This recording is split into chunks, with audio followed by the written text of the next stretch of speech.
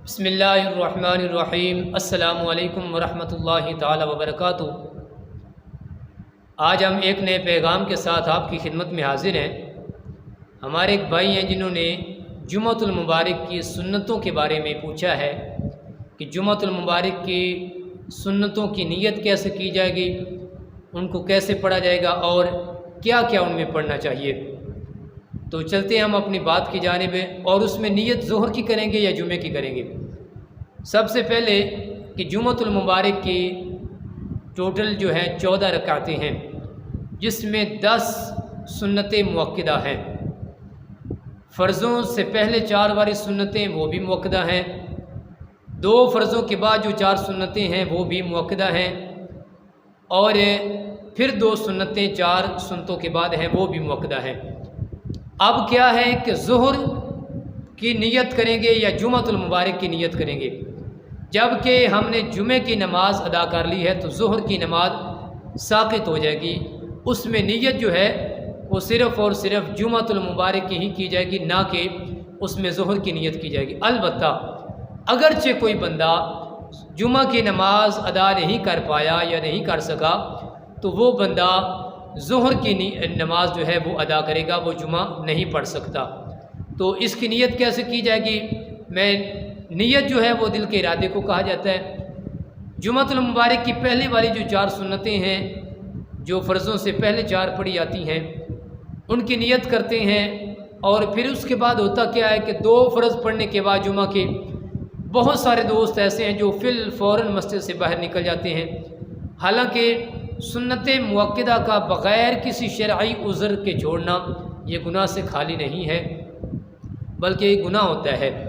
हमें हर सूरत में कोशिश करनी चाहिए कि सुन्नत मुअक्कदा को अदा कर लेना चाहिए। नीयत कैसे की जाएगी? पहले वाली सुन्नतों की मैं नीयत करता हूँ 4 रकात नमाज सुन्नत मुअक्कदा की, अव्वल जुमा यानी कि जुमे से पहले मुँह तरफ किबला की तरफ और अल्लाहु अकबर, ये नीयत है। उसके बाद तकबीर कहते हुए कानों तक हाथ ले जाने हैं, फिर हाथ बांध लेंगे, फिर सना पढ़ेंगे, सना के बाद ताऊज़ तस्मिया, फिर सूरतुल फातिहा पढ़ी जाएगी। सूरतुल फातिहा के बाद कोई सी भी सूरत मिलाकर रकू करेंगे। रकू के बाद 2 सजदे करने के बाद 1 रकत हमारी मुकम्मल हो जाएगी। दूसरी रकत में हम जब उठेंगे तो पहले बिस्मिल्लाहिर्रहमानिर्रहीम पढ़ेंगे, फिर सूरतुल फातिहा पढ़ेंगे। सूरतुल फातिहा पढ़ने के बाद कोई सी भी सूरत मिलाएंगे, फिर रकू 2 सजदे। इसी तरीके के साथ हमारी 2 रकतें मुकम्मल हो जाएंगी। 2 रकतों के बाद हमने क़ादा उला में बैठना है तो तशहुद तक पढ़ेंगे, तहियात व अशहदु अन्ना मुहम्मदन अब्दुहु व रसूलुहु तक पढ़कर हमने तीसरी रकत के लिए खड़े होना है। तो तीसरी रकत में हमने सना नहीं पढ़नी, बल्कि बिस्मिल्लाहिर्रहमानिर्रहीम से शुरू करना है। ये सुन्नत मुअक्कदा है।